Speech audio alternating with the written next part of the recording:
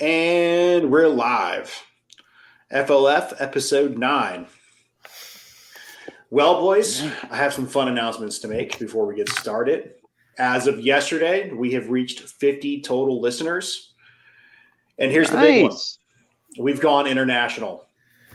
Our audience includes at least 2 Canadians. So big shout out to our brothers and sisters up north. I wish you nothing but the best to your chosen hockey team. And they are also the inspiration for this week's Cool Person Award, which goes to Sir Frederick Banting, the kick-ass Canadian who is the co-creator of insulin. He is also the youngest Nobel Prize winner in the medicine category. Really? So shout out to that guy for saving so many lives. Good for him. Yeah. We also have our first sponsor. So this episode of FLF is brought to you by Advanced Shell Services. Are you a turtle? Is your shell too heavy? Are you tired of being slow? Did you crack your shell while you were fighting an alligator in a Waffle House parking lot at 3:30 in the morning? Well, the good folks at ASS want you to know that you're not alone. And a new shell is just one click away. Remember, if you don't have an ass-cracked shell, you're not living life to the fullest. So head on over to their website and type in code ASSCRACK or FLF for 15% off your new shell. Very nice. There's an ad. Fighting the diabetes. So I found that to be entirely too silly. But anyways, so tonight we're going to talk about Odinism and its role in, well, some of its background and the role in the Delphi case. But before we start getting into the kind of the bizarre shit in this case, I do want to do a quick high-level overview of the crime, just in case some of the listeners aren't aware. So back in 2017, there were 2 teenage girls, Abby and Libby, of Delphi, Indiana. They were dropped off at one of their local trails known as the Moon High Bridge. Unfortunately for them, this is also the day that they would be murdered. Before it happened, one of the girls took a Snapchat video of a strange man following them across an abandoned bridge. A second recording was taken while the phone was in her pocket, and they recorded the attacker saying either guys or girls down the hill. Now, when relatives realized the girls had gone missing, the town kicked it up into high gear, and they started a massive search of the area. The bodies were found roughly 22 hours later, and they were laid out in a strange manner. And we'll get into more of that when we start hitting on the Odinism claims. But back in 2017,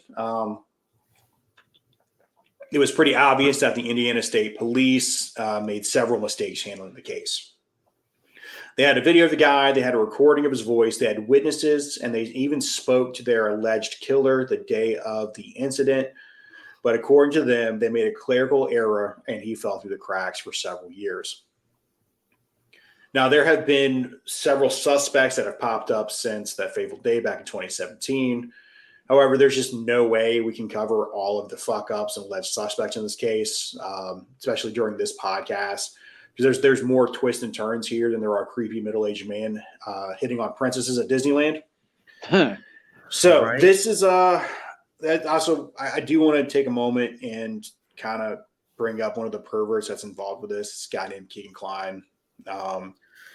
This sick fuck was pretending to be a teenage boy while he was texting underage girls, and he's pretty prolific at it. But the night before the murders, this absolute shithead was talking to one of the girls. And this is just kind of a reminder to all the parents out there to keep an eye on your kids and their activity on the internet. It's crazy that this girl was targeted by a sex pest one night and then murdered the next day by someone completely different. I mean, it just scares the living shit out of me. And there's more details in there. Like there's an alleged boyfriend who's connected to Odinism. That's fucking sucks, dude. But, fortunately, that Klein dude was recently sentenced to 43 years in prison. And as for the murder suspect, I just want to go on record from one Richard to another. Oh, if he's found guilty, from one Richard to another, go fuck yourself, dude. Absolutely. Now, there are countless hours of podcasts, documentaries, and deep dives written about the case over the last several years. You can find them all across the internet. And in the event one of the listeners is looking for more information about the murders, you can go check out a couple podcasts. I'd recommend either the Murder Sheet or Down the Hill podcast. And then, before we move on to like the more recent events that have happened in the last, I don't know, several months, and then the Odinism, is there any details about the case that you guys want to point out that you know of? Let's see. The Anthony Schatz fake profile. That's Keegan Klein. Yeah, well, the thing is that was shared by a few different people. They really? I didn't know that. Yeah. They used it. I guess a few different people had access to it, and that was something that came up during all this because the police asked the man, who else has access to this account, and he wasn't exactly for sure how many people were circulating this and using it to lure in children. And that's what makes this situation sticky and confusing, is because that was how he got implicated in the first place. Because here he is around that time, the night before, texting her from a fake account in which, if you see this man, he's like 350 pounds, unattractive, and just, a disgusting human being for that matter. He looks like if The Simpsons drew a sex pest.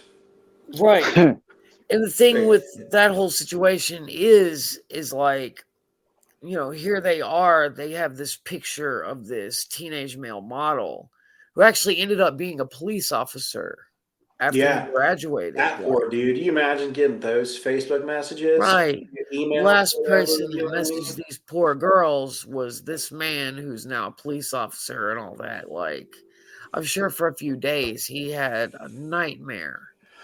Well, that's definitely something you work out in therapy. Like, that's such a weird thing to have your images taken off Facebook and then connected to a murder. And people are crazy like that. Like, I know, obviously this isn't apples to apples, right? But I know some weird lady took a picture of me and my family off of a firefighting, it was on a firefighting website, Facebook page where we talk to Air Force firefighters about health issues. And she took a picture of us, made a page, and said, "Look at this hero and his family." And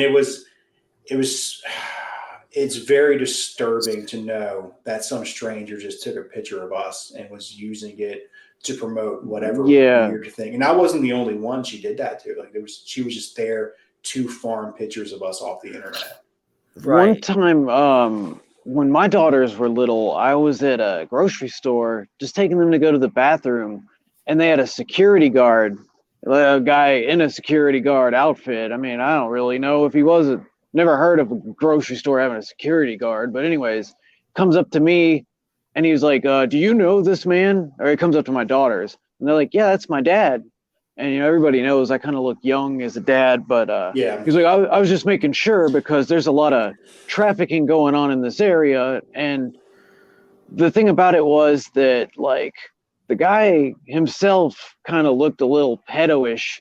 And I even started to wonder if maybe he was thinking that I was a trafficker, seeing if he could just, like, buy some kids. How old were your kids at the time? Like roughly 4, 5. And he said that to the kids? Yeah. Jesus. Yeah, that's a duck out of water right there, man. He kept, just complimenting how they look, and they were very small children at the time. I'd have left to know. I wouldn't have gone back. I'd have probably said something like, "Hey, is that guy?" That's why, there's something like, "Oh, they're gonna be beautiful when they get older," and it's I was sitting there thinking, like, maybe he was just assuming about me, but then I started thinking about it, it's like, oh, he's assuming that I'm a trafficker, and he was trying to make a purchase is what he was trying to do. Dude, it's amazing how that one comment, "Oh, they're going to be so beautiful when they grow up," can mean so many different things. Like, if a nice old lady comes up and says that with some hard candy in her pocket versus a creepy security guard. Yeah.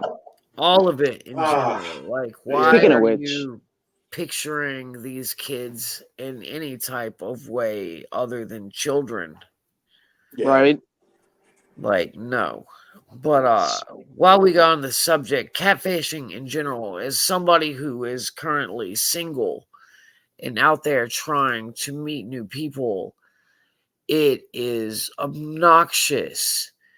It's either you get catfished, they're not who they say or they're pretending to be, or they suddenly their bills are overwhelming and they're just not sure what they're going to do, and they need $20 to $50 to help them out all of a sudden. After it always starts like this: hey, how are you doing? Never talked to this person in my life. Well, I'm doing okay, yada yada. Then I'll be like, hey, what type of music do you like? And they're like, I don't really like music. And that's the first red flag. And then the third thing they say to me is, I need money for something. Right. So, John, you're on you've been on dating site stuff recently, a lot more recently than I have, anyway. Is that something that's like common in the what you're running into, like online dating sites, stuff like that? Oh yeah. 90% of women on dating sites are on there looking to try to get money for either they're trying to get money for drugs and they're disguising it as they need help with bills, yada yada, or they actually do need help with bills, and that's like they go on there and they look for these good Samaritans. The only interaction they have is giving girls they'll never meet money online. Yeah. That or they catfish you because they're secretly fat. That one happens to me a lot. And it's like, God damn, he foiled us again. I You know had, what? If they came on there and they were just like straight up like, hey, I am a fat person and I am broke and I have no one to help me, I'd be more inclined. I'd be like, well, thank you for your honesty. I'm not going to give you any money, but, I appreciate it. And if I I won't was, shame you today. right. There we go. And I'm not an even instant. fat shaming anybody. I'm just saying, like, just it's so frustrating. Side note real quick. You know how like the fat chicks will have that like angle that they'll turn the camera to make themselves look a little skinnier? It works because I turned the camera to that angle and it made me look fat. So something about it's like a magic trick, Weird. Yeah, there's a lot of strange angles that are out there. Like, I mean, of course, I haven't perused a dating site in a You decade. can look straight at the camera, stick your head out in a certain way, and do it too. Yeah, I don't know. yeah. I know that there are a lot of high angle shots with, at least there were anyway. Like they weren't showing off their tits, but they were definitely wearing something low cut. Yeah. It's like, okay, well, that's that's someone This is who's what taking a lot of catfishing pictures. does. Well, I know, like the only time I've ever been catfished was I don't even know. I wouldn't even necessarily just call it catfish. Their pictures were so heavily influenced by Snapchat filters that she looked like a completely different person. I thought I was dating Britney Spears. No, John? it wasn't even. Oh, It wasn't even like that. go ahead, Richard. She wasn't a bad looking chick or anything. It's just like her complexion was lighter. You know what I mean? It was like, okay, Yeah. you're a different person. Oh, you got So- Sammy Sosa'd. Yeah, that's exactly, yeah. So John, didn't you have a chick one time like message you while she was in prison and she was talking about Japanese masking or something like that? So she was like, do you know what masking is?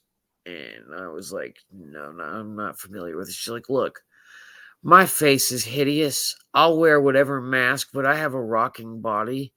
Whatever mask to cover up my hideous face. And if you're into masking, then I'll wear it. And you'll never see my hideous face. And then I was like, well, this is interesting. I don't know about this offer. And she's like, yeah, I get out of jail in a few weeks. And I was like, oh my God, how are you texting me? And then she's like, me and my daughter do it. We do it together sometimes. And I see a picture of the Jesus. daughter. I was like, man, your daughter's gorgeous. I was like, what's her number? Man, the confidence of that lady. I'm just Ah, so hideous, and I got troll feet, and I've got Barbara Bush shoulders, but like I get out of prison soon, and I'll show you a good time. I'm built like a refrigerator. I was about 85% sure that it was the whole thing was a setup and they were just trying to rob me or murder me. You know what I'm saying? that sounds like a good way to rob and murder somebody, dude. Yeah, I'm going to show up to the party with a mask on already. So you'll never know what I look like. But I promise you're going to have a time, good or bad. It's going to be one. Before we get into the stories, I got something. One time, simultaneously, like while using Plenty of Fish and OkCupid, I had also got on Craigslist just for shits and giggles in the miscellaneous. That was the And old west, man. oh yeah, but I made a thing like single dude, blah blah blah. Here's a picture of me. I had so many guys like trying to get with me and stuff like that. And like it's guys are disgusting. Some of the things they were writing me talking about like being choked and inside of a KFC and stuff like that. But I went and met with this girl and I left my phone sitting in the, like, we were hanging out in the bathroom. For some reason, that's where we were deciding to hang out. But I went to go get a drink and I come back and I noticed she'd went through my phone and immediately went to all those weird emails. And I was like, well, I'm going to go ahead and see myself out the door. You now think I'm a sociopath or something. I bid you good day. Dude. Yeah. I have a funny Craigslist story. So I put myself on there and I actually made one hookup, right? And I go to this house and I thought it was strange. Like every picture that was in a picture frame was turned around backwards. We make our way to the bedroom, we do our thing. And as soon as it's over, immediately she just starts crying her eyes out. And I'm like, well, this is a strange reaction to sex. I'm sorry. Was it bad? Like, was it good? Like, I'm very confused because, this is a strange way to feel Well, after sex. crying afterwards, that Right. could do And so many she's awful like, things. well, my husband just recently separated from me and he's sleeping with somebody else. And I just wanted to experience this and see what he's doing to me. And I was like, oh, Lord. And I was like, is he coming here? Like, is he going to be mad? What's the situation with this? And then the second thing was like, okay, well, I'm going to get the fuck out of here. She's like, can you just hang out just a little bit longer? I was like, oh, no, this sounds like a dangerous situation for me It's to a be very in. dangerous situation. And Lots of people she get was shot like, doing look, that. listen, if you stay just a little bit longer, and it's 3 a.m, mind you, she's like, I'll make you blueberry pancakes. And I was like, fuck yeah. All right. Like, so I'm sold on this whole endeavor now. So I ate my blueberry pancakes and I got the fuck out of there immediately. Was that the one where you had her drop you off at like a random person's house and because the garage door was open? We were driving That down the is high street. IQ, buddy. Yeah, we were driving down the street and I saw a garage door that was open. I was like, yes, this one, the one coming up.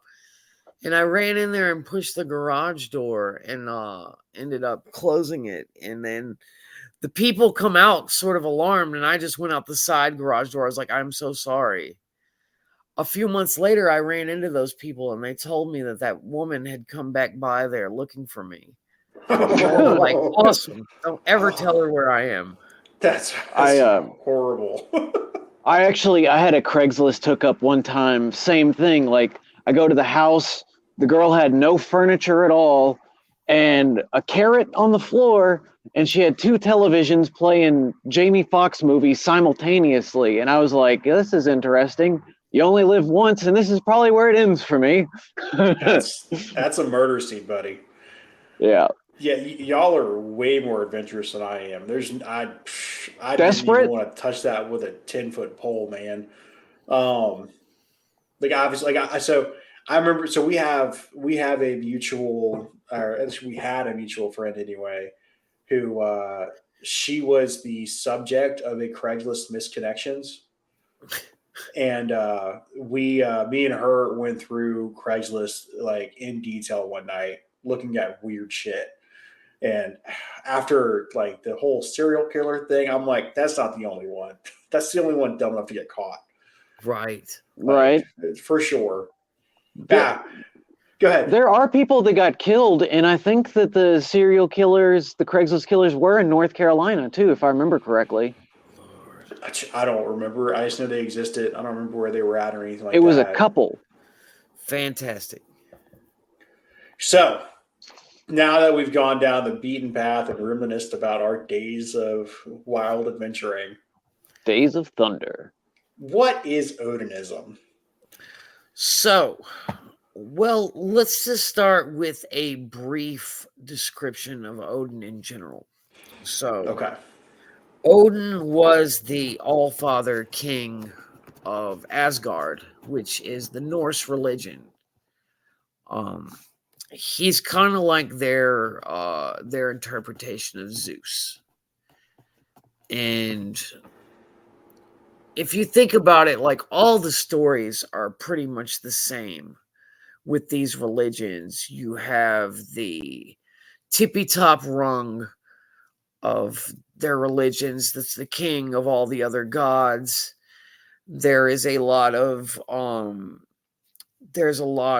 sleeping with each other's wives and mistresses and passing around of other female deities. You have their children. Usually one child is a half man, half god that comes to Earth, that's Earth's savior, because you have Hercules, you have in the water realm, you have Aquaman. Poseidon. Yeah, Poseidon. That's Aquaman. Perseus. Perseus was his son. Right. You have the Amazon women. You know what I mean? That's based on Athena and her tribe. Which let's see what else you have. But there's always one of those, and there's always a favored son, and then a son that's not as favored. With Marvel, they tried to get it as right as they could. You had Thor and Loki. Thor was Odin's favorite son. He was the thunder god. He had a hammer called Mjolnir, which this is exactly how the Norse religion goes. He had a hammer, Mjolnir. The only difference is when he went to Ragnarok to fight, he died at Ragnarok. And this was Odin's greatest fear.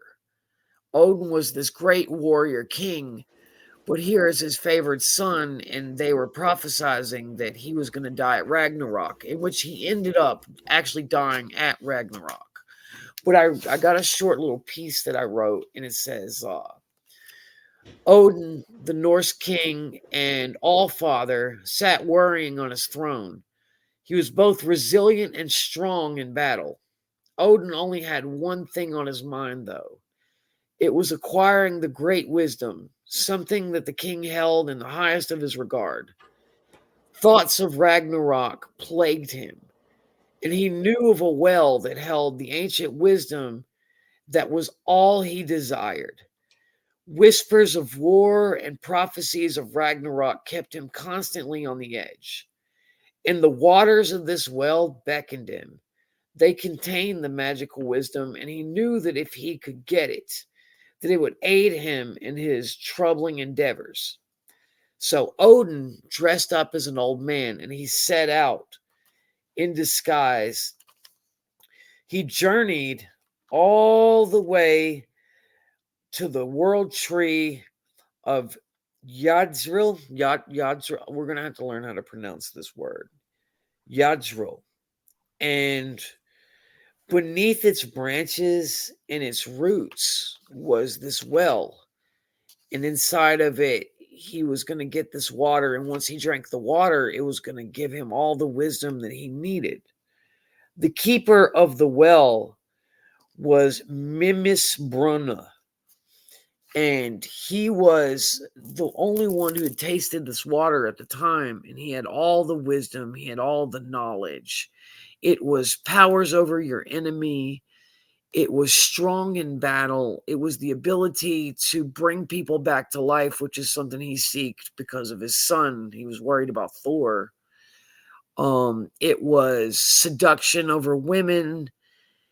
And it was also magical elements.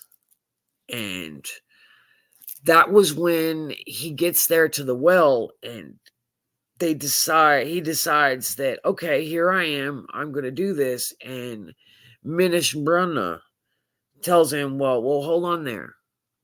Before you get to drink this water, you have to make a sacrifice. And Odin was like, what type of sacrifice? And they were like, we need your right eye. You can become the strongest warrior, and it's fine. You'll be fine. But we need your right eye. So Odin plucks out his right eye, and he drops it in the well, and he drinks the water. And immediately there's a rush that takes over him. He knows everything now. He has all the answers that he could ever want. Well, fast forward just a little bit longer in time, and all of these things come to fruition. The prophecies come true, and Thor actually loses his life in Ragnarok, just like it was told. And frustrated, Odin was just, he was like, this isn't fair. I need to be all powerful. I am the king of Asgard. I am the keeper of the 9 realms. I can't let these things happen to me again. And he was informed that there is another way of obtaining everything that he desired. And that is the runes of the Norse religion. They are actually Germany. Germany wrote in only Norse runes before what is that? Are you guys getting a rattling sound? Latin. I'm sorry. Before they transferred to written language. I'm picking up a rattling sound. John, are you fidgeting with something? Sorry. Yeah. Stop fidgeting, please. Nervous. I'm very captivated. I'm just very captivated with the story. It is a great story. No, it is. Yeah. I might have got lost on something real quick. I don't want to attack you. Is this like the beginning part? That's like the Odin origin story? Correct. Okay. I just want to make sure. This is how we're getting into this is how it ties to the case. Gotcha. So these magical runes that he was seeking had all the power that anyone could ever have. If you write one of these runes, whatever you wished came true. So he had to venture back to the well and meet with the 3 ladies, and they were the what were they called? I think they were called the Norns. I'm gonna look it up here in a second, but so these 3 ladies, they were pretty much the witches that were the keepers of these runes. And they told him, you're not worthy of having these runes. And he was like, well, what's going to make me worthy? And they were like, you need to become worthy by sacrificing yourself to the point of almost death. We need to know that you're willing to do anything. So he climbed up the tree and hung himself upside down. And he told all his men and he told all his people, he was like, no matter what, do not give me food. Do not give me water. Do not give me anything. I'm going to hang here upside down and suffer until I'm worthy of these runes. So he pierces himself with his spear and he hangs himself upside down and he hangs there and he hangs there and he hangs there.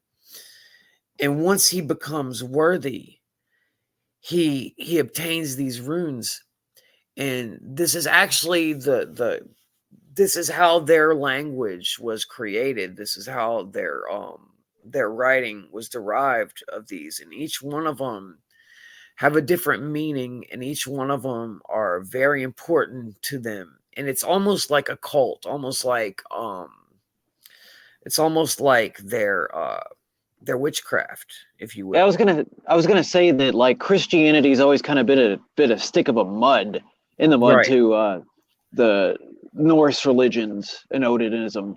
But like I was saying before Germany switched to their interpretation of Latin and Greek, they used the Norse runes as their way of communicating. And at one point in time, I know that we talk about Joseph Mengele a lot. He was looking for Thor's hammer here because they believe that obtaining Mjolnir is the way that you can control the earth. Yeah.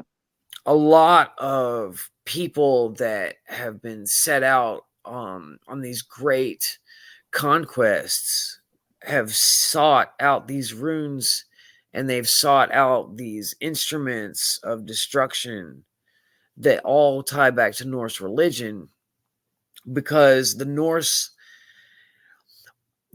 religion believes that they are the supreme beings, that they're derived from gods.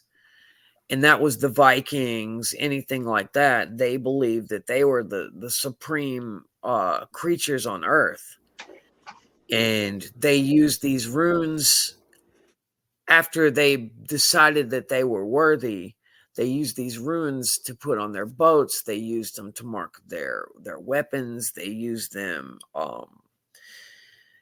in ways of describing themselves and their standings in this religion, if you will.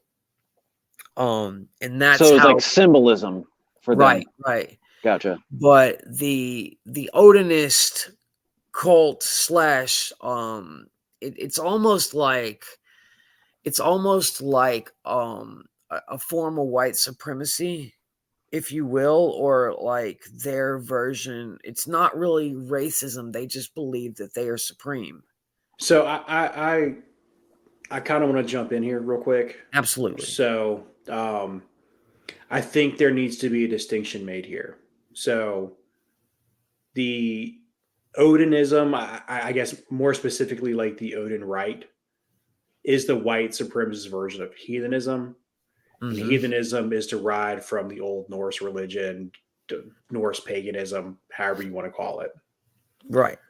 But where the white supremacy thing comes in, it's not that they believe that their specific region is it, but in modern age, the white power crowd doesn't like Judaism, doesn't like Christianity, and doesn't like Islam because they come from the Middle East, which means they aren't a white religion. They were Absolutely. tainted So a I little just bit. I just want to be clear with this. So Gotcha. Which we're not saying even anything about Norse paganism. Like I believe if you believe in the old gods, like more power to you. But the white supremacist bastards, like I hope that they eat like a peanut filled payday and immediately get diarrhea, so they are forced to yeah, deal with violently it's ejecting peanuts. it's not, when you're a Nice. Norse pagan, they're not all white supremacists either. Some of them aren't this racist thing that's derived into, and some of them that just practice the cult side, or the pagan inside, the witchcraft side, and using the runes for what they believe is the correct way of their life. They frown upon some of these things that have been done in the name of Odin, because back in the Viking days, it wasn't just, they weren't going to go out there and sacrifice children, virgin children, or anything like that for their Odin to become worthy of the runes. They would sacrifice criminals and thieves, and there was even a king that sacrificed his soldiers. Well, I know in a lot of the research that I did, there are a bunch of sources that say that this religion didn't focus on human sacrifice. A lot of their ritualistic work was done with animals and is Didn't predominantly centered around feeding. didn't like the Christians tend to like make that a rumor about them to kind of make them look like savages? Like Christians would do that a lot when they would travel around the world. Early Christianity was a very big bastard. I still think a lot of organized Christianity is bastards, but early Christianity and their push for specifically the Roman control, they Mm, made up all kinds of weird shit. Um, yeah, Catholics did it, and then not only did they make shit up, but they also issued like papal bulls, which is like commandments from the Pope, right. and then they persecuted people after they would come in and they would force like, okay, you're a heretic, we're going to burn you, we're going to stone you in the circle, we're going to hang you if you don't follow these religions. And so Yeah. you can't kill everybody, right? Which that's what Martin Luther, original OG Martin Luther, that's where he came from and helped start the Protestant religions, was standing up against the Catholic Church. Now, I did want to jump in real quick. When it comes to Odinism, these are the religions that they follow the solstices, right? Kind of where Christmas and Easter and all them kind of OG came from. that that if I'm not mistaken is from more of the Western European, whereas the Norse, while they did have some calendar, like solar calendar based religions, you were thinking more along the lines of like the Celts. And Gotcha. then, yeah, I could be wrong, but from what I recall, that's more of the Celts. They have that's Well, the reason you see like the fucking Stonehenge and Little Stonehenge, all those weird rock it formations. it would make sense because the Norse only have one season anyways. Up there, it's just cold. So yeah, I get Yeah, that. the pre-Germanic, or I should say, pre-Christian Germanic culture, um, I don't know much about. So, I know that whenever America was rediscovered, because originally the Vikings discovered America. It's pretty much at this point that's common knowledge. But the when America was rediscovered by the English settlers, one thing that they thought this country was empty. They thought it was just free for the taking because there was only a handful of Native Americans that were here at the time. And that's No. because Oh wait, there well, was you're a talking great, about You're talking about when the Portuguese came, when Columbus and them came. There was only a handful. yeah, and that's because the Okay, I Vikings gotcha. came through Yeah. and there was a giant war between the Vikings and the Native Americans. Well, they And killed a lot of them off with just disease alone. They didn't even have to I, fight that much. I'm not. I'm not sure that's historically accurate. From what I remember, there was a small outpost that the Vikings reached out here. And then obviously, Columbus is an unreliable narrator. He wants to spread the word that there's a bunch of people here because that's, hey, these are Well, slaves. You know what I they've mean? done they've done a little bit more research, and they're researching it right now. They think there might actually be more evidence that the Vikings did search all the way down to like Georgia. So I have to look into that. Yeah, they Obviously, this can't. isn't It's something we not need to get conclusive too into yet, right now. but they are like looking into it, and they think they might have had more posts or outposts than just Newfoundland and those areas in Greenland. I But look again, it's at all just circumstantial. I look at just the warrior blood in that's inside of them, and I can so see it. Here we go. We pull up to this land. We see these 6.5, 7 foot Native Americans, and you're these 6.5, 7 foot Norse Viking.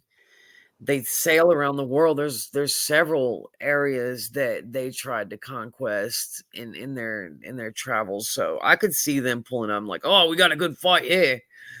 You know what I'm The saying? Australian flying Well, Yeah. around the world. so when it comes to the diseases that were spread, a lot of those deal with livestock.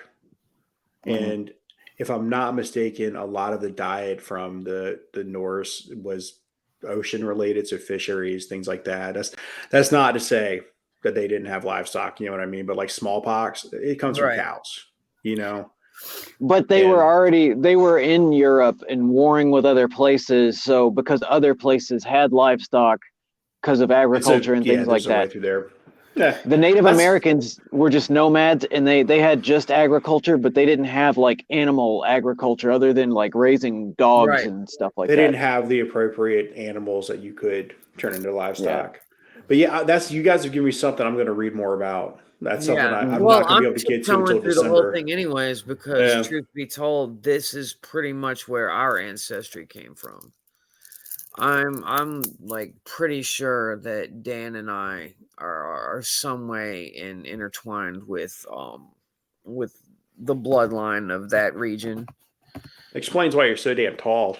Well, apparently we're like descendants of William Wallace from Braveheart to like from my grandma's side of the family, which is funny because like they have these family books that have like our family tree up to like 1797, and then it goes all the way back to like 1293, and they're like, yeah, we're definitely ancestors. It's like, okay, there's a big gap there. Dude, a long line of bastards. I am standard white trash. Mostly Scottish European with just a sprinkle of Irish, then like Right. I don't know, I think 7% Blackfoot Indian or some shit like that. I don't know. Well, I'm surprised I know But who my parents are. So so we're talking about like the connection with the Norse and whatnot. So what's going on when it comes to our story tonight? I'm so Okay. very intrigued. what does this have to do with our case? So the Liberty German Yeah, and Libby. I'm sorry, Abigail. I mix these names up. Libby and what was it Libby and Allie? Abigail. Yeah, Libby Abigail. Abby. Libby and Libby Abby. Abigail. They were two girls that were 13 years old, and they took the day off because they had the day off school. They took the day out, and they were going to walk the what's the name of the bridge? The And Moon on High Bridge. Moon on High Bridge, which is a rickety old. It's kind of like a trestle, like we used to go walk, Dan, and it's rickety. It's got slats that are in and out. They're falling apart. There's no handrail. It's just an old railroad bridge that is falling apart that all the kids love to play at. Lots of slats. Yeah. Yes. So they go out there for the day. They think that she was going out to meet this male model, Anthony Schatz, this fake profile. They're not really sure if she was catfished into going out there or if it was some other person that was, but regardless, they were there. It was around 2:00 in the afternoon, between what was it, 1:30 and 2:30 in the afternoon. It was somewhere in that ballpark. Right. There's a very detailed. I wasn't going to put it on here, but I'll include it in the show notes. There's a very detailed Reddit post that outlines everything. I believe it was done by one of the major podcasters. Halfway they take a snapshot on Snapchat. They take a Snapchat picture of one of Snapshots. the girls. She's walking on the bridge, you know what I'm saying? Like one of those posts like, "Hey, we're out here hanging out on Snapchat." And then next thing you know, they take a video of this very awfully creepy looking flannel shirt wearing, fanny pack carrying, bearded, hiding his identity, 40-year-old man with a terrible gait. Now, one thing about this that I have read and I've found out along the way is the man in the video that they took had no problems walking across this bridge. So that's how the police knew that it had to be somebody that was local, because anybody that was just out there visiting or whatever, they would have seen that bridge and been a lot more careful. This person was walking like he had a purpose. He knew where he was going and he had been there before.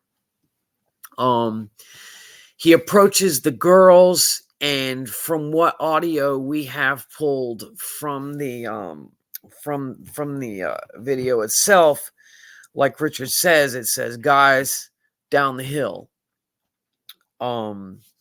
So they go down the hill with this man, and this is alleged because we have no idea what happens from here on out. There is a field that leads into a small wooded section that is pretty much 150 yards from this man's property. One of the first suspects that they had. Yeah, so it's up the stream in the woods, and then it is next to the property of an older gentleman who wasn't supposed to be driving. And it's because he had a DUI, like his license was suspended. So he lied about where he was because he didn't want to get in trouble for driving without a license or something like that. And so that made things, obviously you're talking about murder.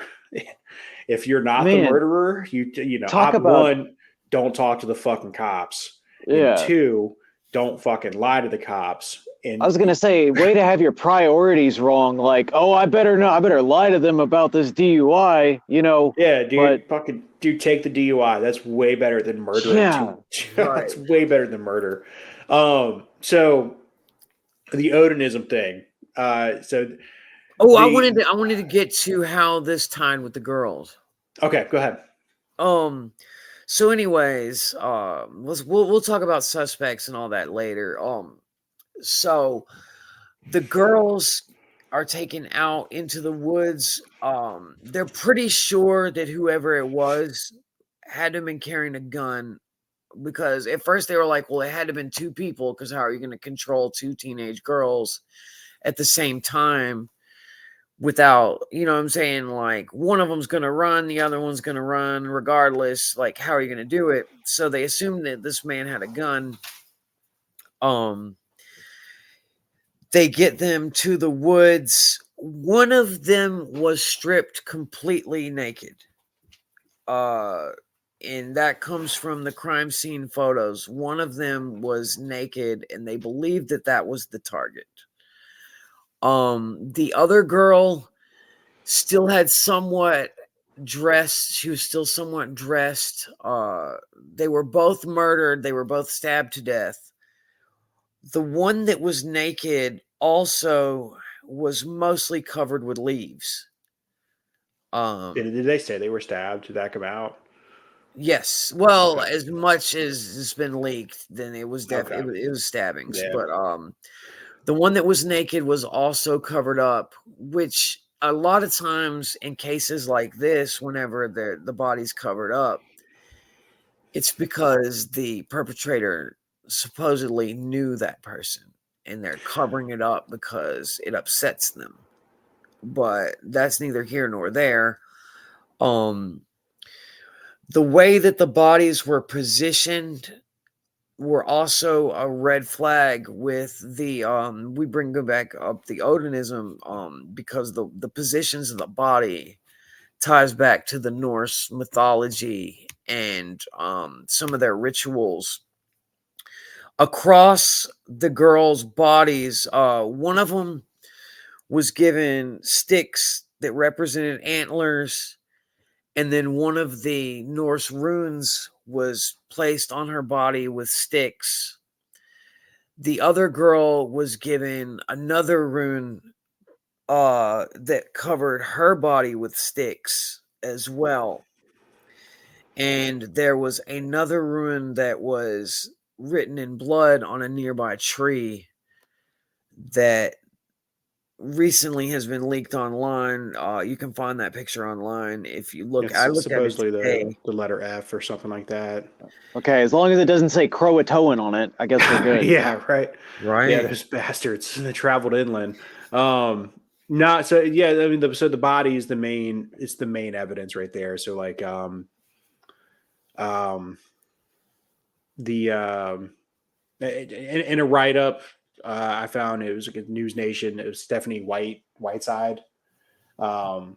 She says that the defense claims that the positions of Williams's body, which is one of the girls, echoes that of a painting titled Odin hanging from the World Tree, which is what John alluded to earlier. So it's like the painting is evidence of like an additional dark or demonic component to Odinism, as or at least if articles concerning Odin humanist sacrifice and imagery found on the internet.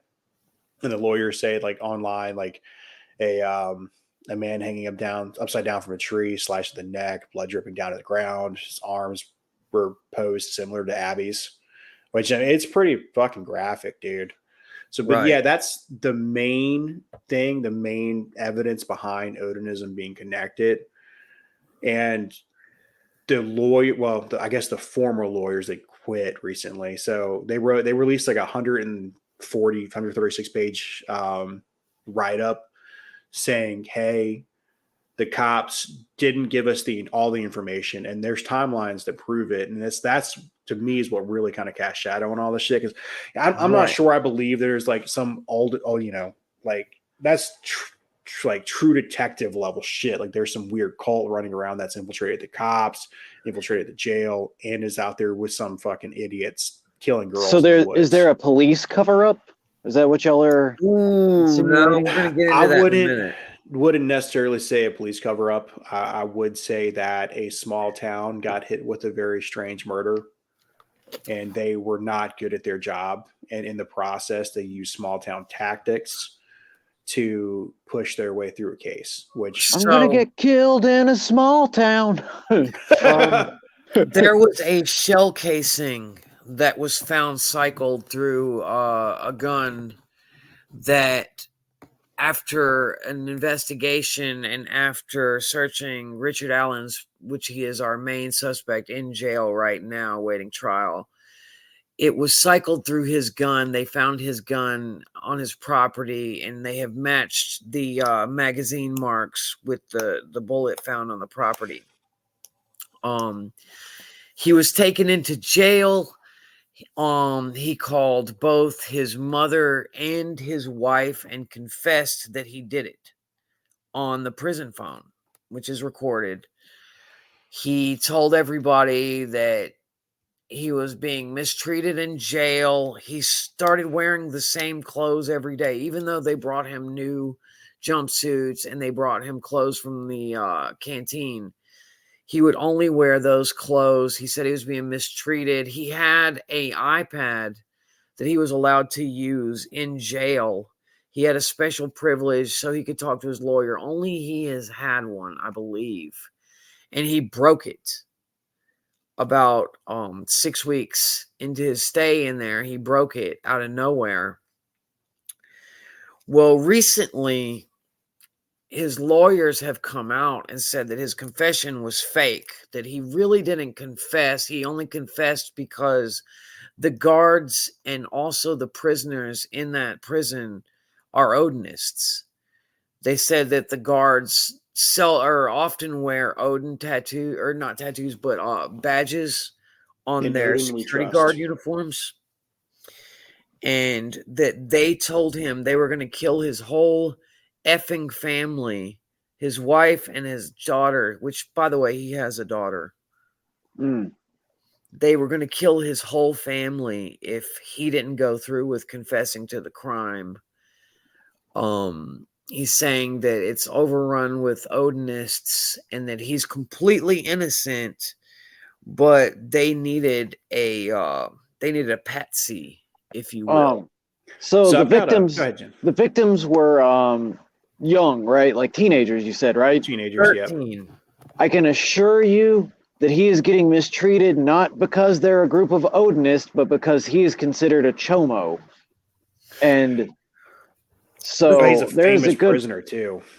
Oh yeah, like he is a targeted man, and like it doesn't matter guilty, innocent. That's just the kind of thing you do not want to go to jail for.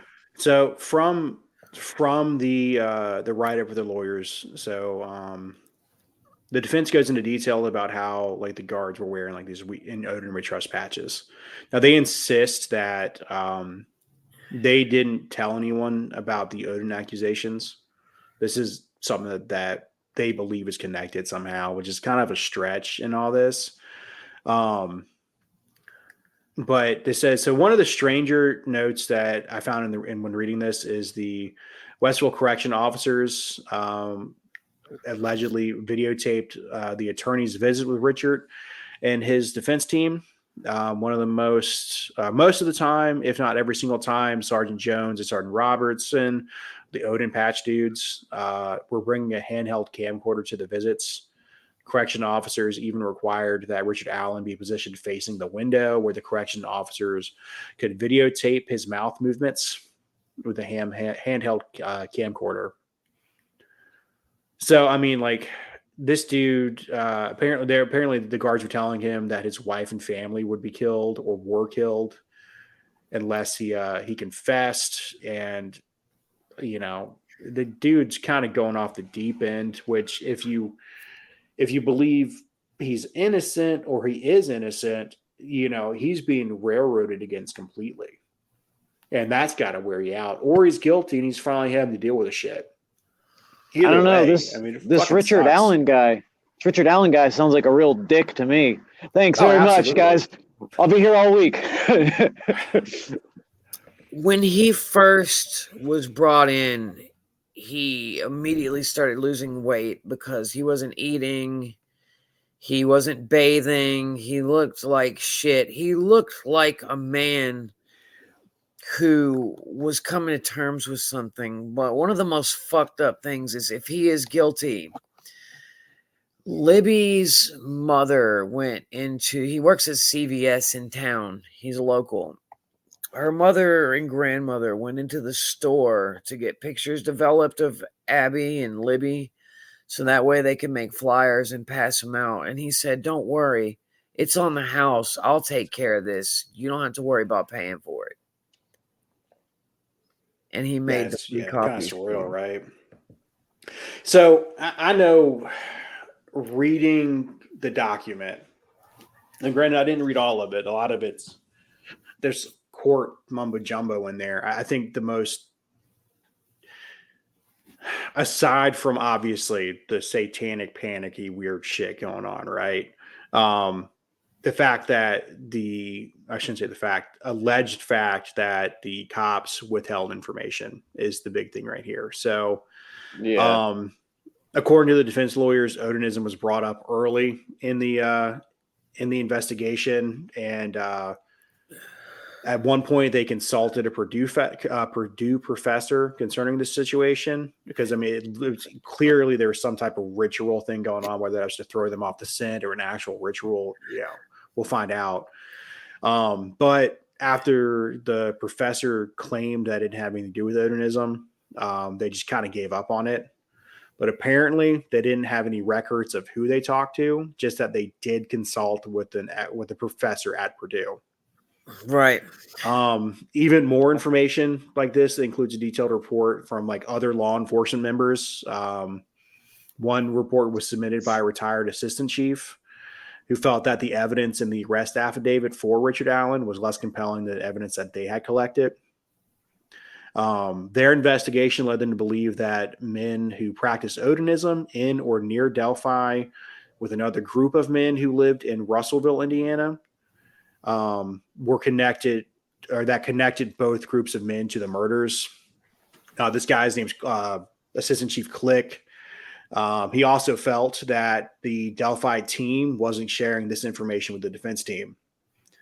So he went out of his way to contact the prosecutor. And so on May 1st, Professor Nick, prosecutor McClelland, received a letter from the retired Rushville Assistant Police Chief, Todd Click, that states that Click, Murphy, and Frenzy, all officers who worked the Delphi murder case, that particularly focused on the Odinite angle as it intersected with the suspects in Rushville, Indiana. These are fucking confusing words. What a silly state. Oh, dude, they got some weird names like Terre Haute and just like Spankazoo. I made that one up, but I know that one of the things that we were talking about earlier is like the Odinists who are real practicing that don't believe in all of that human sacrifice and that are actually just part of the pagan part of it, the pagan beliefs. They were very adamant that real Odinists wouldn't sacrifice a 13-year-old child, an innocent child. Like, so that's another thing is like such a weird thing to do, right? Right, exactly. Now, the document, the court document, also goes on. It says, not only did the prosecution withhold, so it was 4 months after that letter got to the prosecutor that it made its way to the defense. So not only did the prosecutor withhold the letter from the defense, but law enforcement also withheld several exculpatory pieces of evidence, including an 85-page contemplation of reports by Click, who gave the information to the officers in 2019, and several videos containing statements that support the defense theory of Richard Allen's innocence. It is, if you take out the bullet, what prompted them to arrest him? You know what I'm saying? There's nothing there other than the bullet. Now, in addition to the other officers, the FBI Behavioral Analysis Unit determined that the individuals responsible for 7 homicides were involved in Nordic beliefs. So that's a weird number I put in there. So maybe I misquoted that. Right. But that's a quote. That's like that's like an air quote I copied from the article. So has he been convicted? Was he convicted? No. So he was going into pre-trial, and then one of the defense team leaked photos, and then the judge went to reprimand them, and they all quit. So it's kind of up in the air with what's going to happen. But I'm wondering if Keegan Kline is the one who actually rolled the ball on Richard Allen to begin with, because Keegan Kline initially, when he was arrested and questioned about this case, was because he had pictures of one of the girls naked on his computer with the other child pornography that he had. That's fucking nasty. Fuck. And that is how, like, once they had that, they had the Anthony Shots profile, but they knew that it wasn't Keegan Kline that committed the murder. But all of a sudden, Keegan goes to trial. He's put through a speedy process, and the next thing you know, Richard Allen is getting arrested. His property is getting searched, and that bullet shows up, or the connection with the bullet in the magazine shows up. Yeah.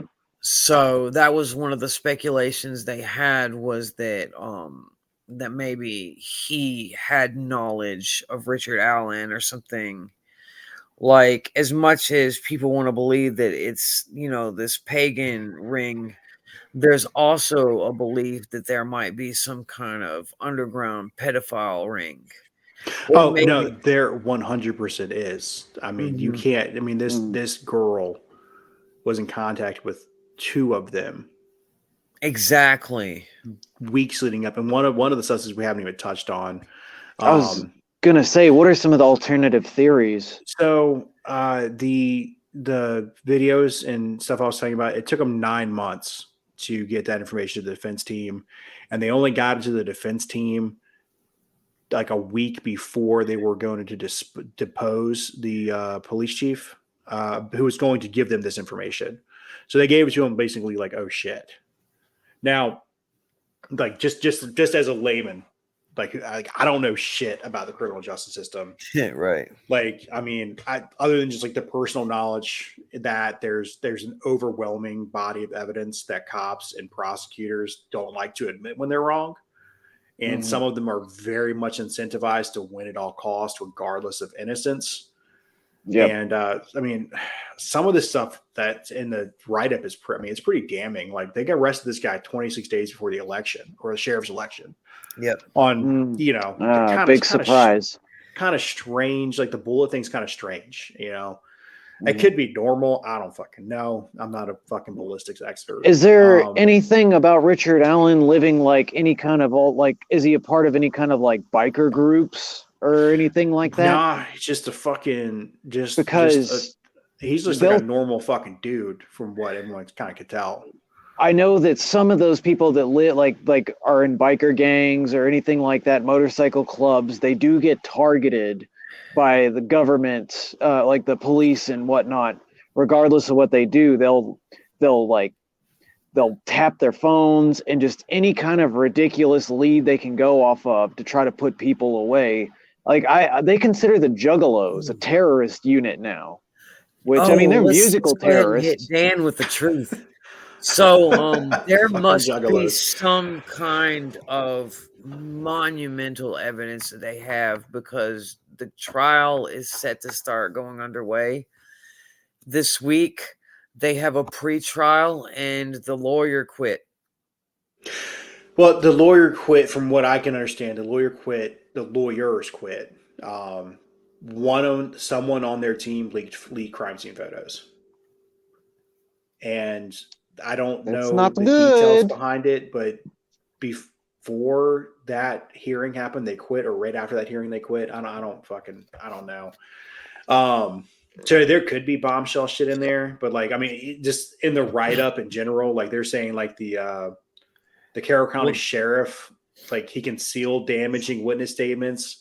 He lied about witness statements. Like there's well, the lawyer said that he had two suspects that he was going to point the finger at, and that they had definite evidence that Richard Allen was innocent.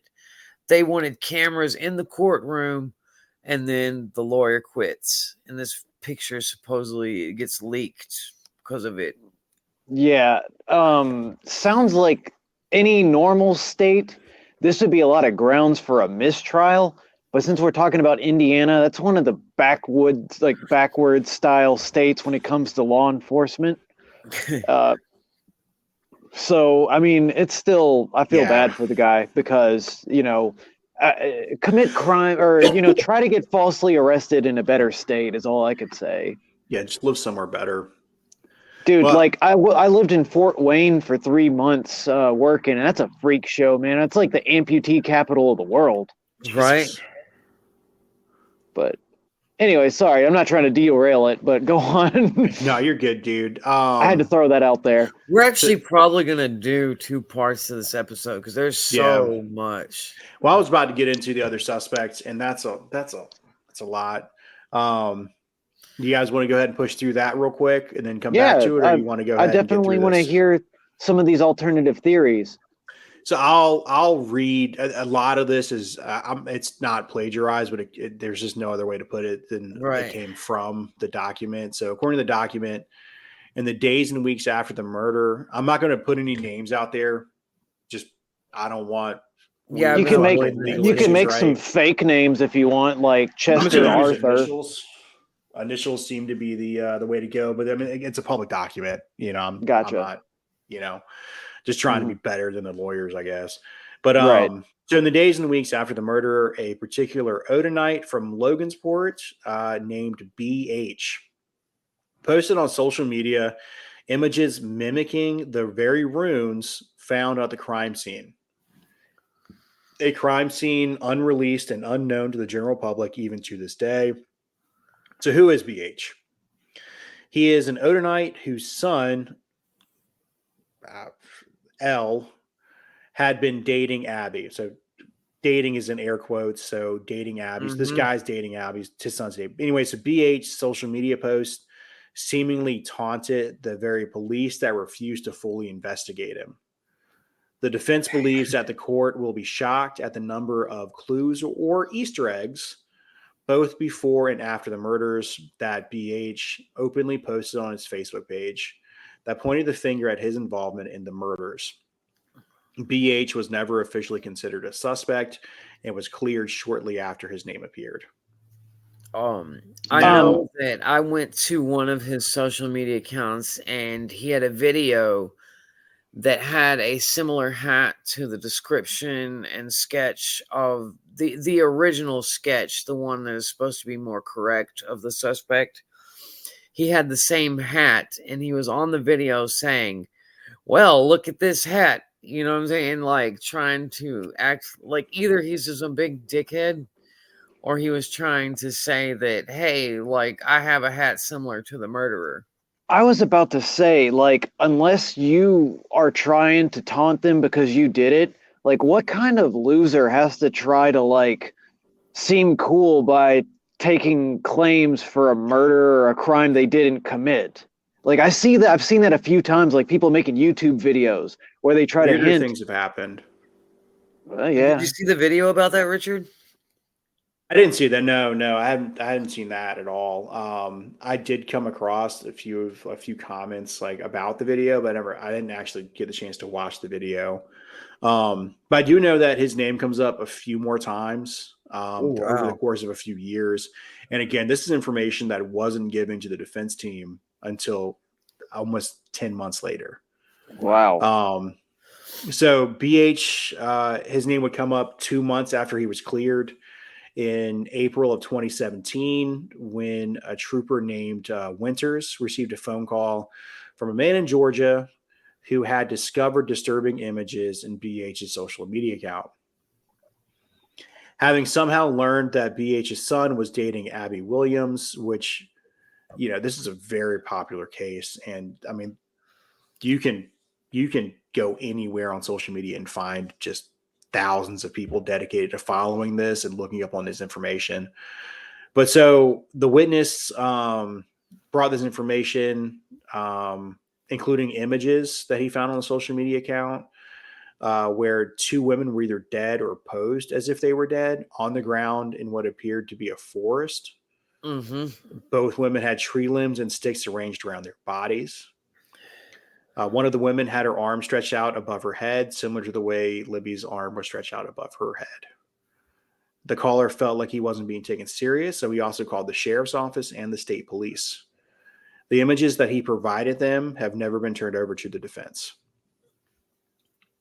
BH is also connected in some way to 4 other suspects. I got last names. So Fields, Westfall, Messier, and Abrams. Yep. The command was aware of Fields because he confessed to his sister that he was involved in the murders.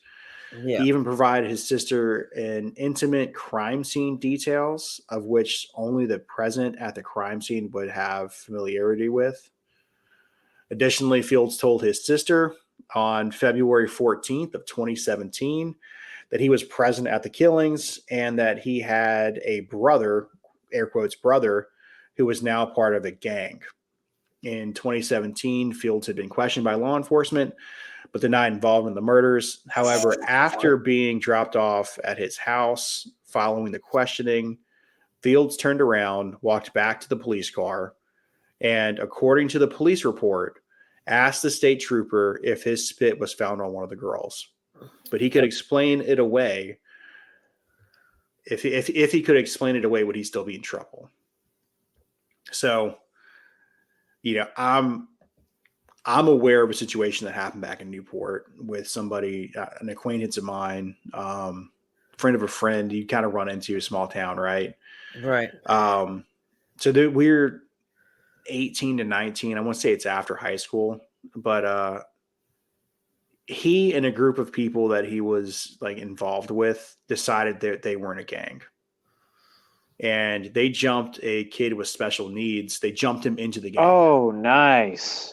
And, these are people, they're like poor middle class white kids. And they're just wrapped up in whatever fucking mindset they were in. The kid I knew ended up in prison for like a decade. Now, I don't know the ages of the people involved. I know one of them's obviously older. His son was supposedly dating the girl, right? Right.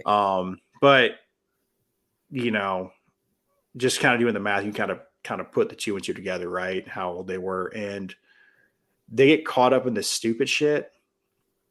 Like, we're in a gang, we're in a cult, whatever it is.